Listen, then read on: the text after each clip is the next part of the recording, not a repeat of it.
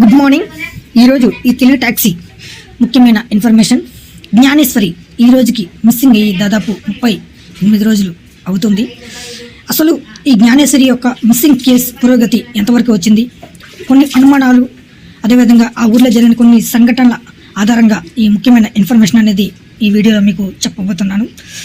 విషయానికి వస్తే కాకినాడ జిల్లా తుని రూరల్ మండలం సిహెచ్ అగ్రహారంలో గ్రామంలో అదృశ్యమైన రెండేళ్ల చిన్నారి సుంకర జ్ఞానేశ్వరి. అసలు ఏం జరిగింది అనే విషయానికి వస్తే జూన్ 6వ తారీఖు 2026 తేదీన మధ్యాహ్నం 12 గంటల నుంచి 12 గంటల 15 నిమిషాల సమయంలో ఈ ఒక జ్ఞానేశ్వరి సంఘటన అనేది జరిగింది.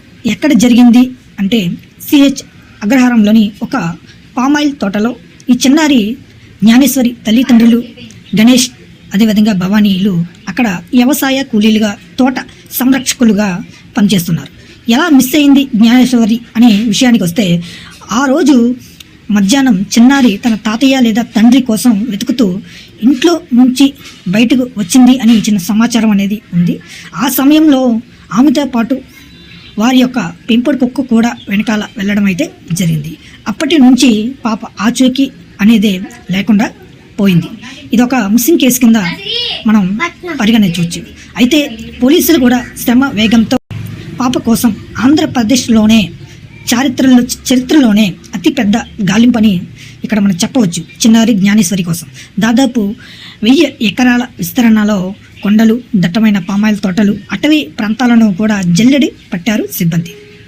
అయినా ఏపీ పోలీస్, అటవీ శాఖ, NDRF, SDRF బృందాలతో కలిసి దాదాపు 150 మంది నుండి 400 వరకు సిబ్బంది జ్ఞానేశ్వరిని వెతకడంలో రంగంలోకి దిగారు. సాంకేతికత వాడకం, అడవిలో గాలించడానికి అధునాతన డ్రోన్ కెమెరాలు, డ్రాన్ స్పాడ్స్ను ఉపయోగించారు. క్రూర జంతువులు ఏమైనా జ్ఞానేశ్వరిని